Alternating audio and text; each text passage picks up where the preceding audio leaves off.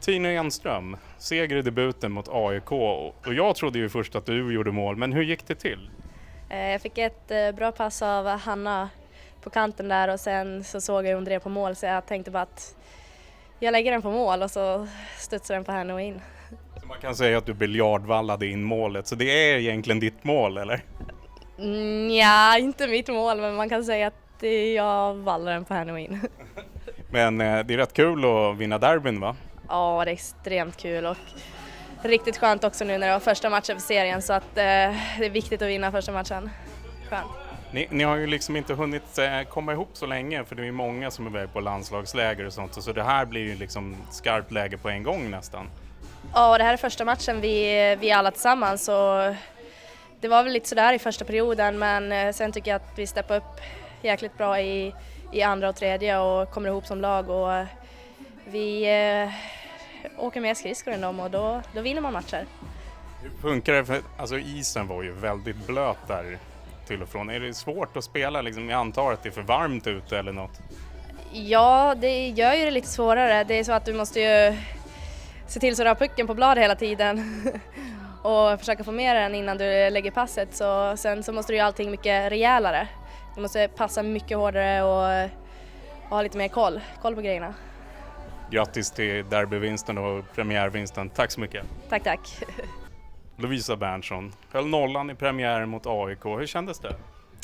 Jättebra. Det är alltid skönt att vinna mot AIK, speciellt hålla nollan. Det var inte så många skott mot det, särskilt inte i andra. Då fick du bara 3 skott på det tror jag. Hur är det att spela en sån match? Alltså det är ju lite svårt på sitt sätt för det är lite svårare att komma in i matchen. Det gäller ju att hålla fokus hela tiden även om man inte får så mycket skott. Ja. Det var ju en tuff start på tredje när de fick 5-3-läget där. Blir det liksom tufft att tagga till ordentligt där eller komma in i det? Nej, alltså det gäller ju att hålla fokus hela matchen för helt plötsligt får de en chans. Men jag tycker utespelarna gjorde en jättebra match så att det var ganska lätt att spela. De spelade tight försvar och lät dem skjuta utifrån. Det känns ju som ni har inte hunnit vara samlad som lag så länge men ni spelade ändå ett tight spel. Är det mycket som sitter från förra året eller har det klickat fort? Alltså vi har ju kvar mycket, alltså ganska många spelare från förra året och sen har vi bara fått in några nyförvärv för att få lite mer bredd. Så att vi har ju mycket att bygga vidare på från förra året och det tror jag är en ganska stor fördel. Tack så mycket Lolo och grattis. Tack. Jared Cipparone, today you won against AIK in the Premier. How did it feel? It's good. It's always nice to start the season with a win, especially on the road against AIK. So it's good. It's a good start to the season, good feeling for the girls, and to move forward into the next game. How would you describe how the game went for you? Well, I think the first period was a little bit of a feeling out process, obviously for both teams' first game. So it was a little bit of back and forth, a little bit more mistakes. Passes weren't so crisp and things like that, I think, for both teams. So it was a little bit of a up and down period. But as the period went on, we got our legs under us and it got a little bit better. You were playing with more players than AIK, didn't you? It felt like the longer the game progressed, the more you took over the game. Yeah, we had 4 full lines. I think, especially in the second period, we had control of the puck a lot of it, so they were chasing a little bit more. And when you only play with 3 lines, I think it definitely affects you as the periods go on and into the third period. But AIK is a very well-conditioned team. I think they handled it well. Third period was a little bit more tighter. But I do think it was an advantage for us to get the fourth line out there, get some shifts, and get some energy for the team. And I think they played well. Maybe didn't get so much ice in the third period, but that was kind of how the game was going. It was a tight game.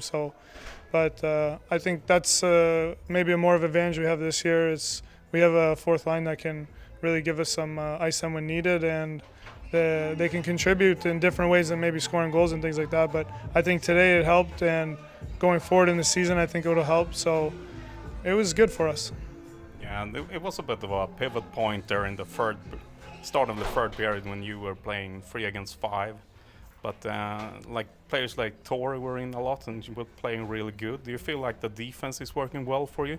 Yeah, this year we have more depth on defense.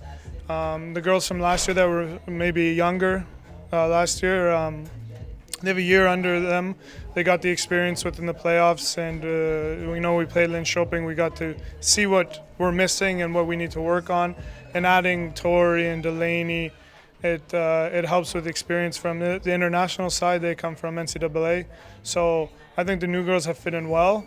Obviously, that was a big turning point for us. We killed the penalty. We did it quite well on the 3-on-5, so I think we took advantage of it going forward in the third period. But the new girls have fit in well, and definitely our defense is improved from last year, but it's definitely something that we can continuously need to work on to be a top team.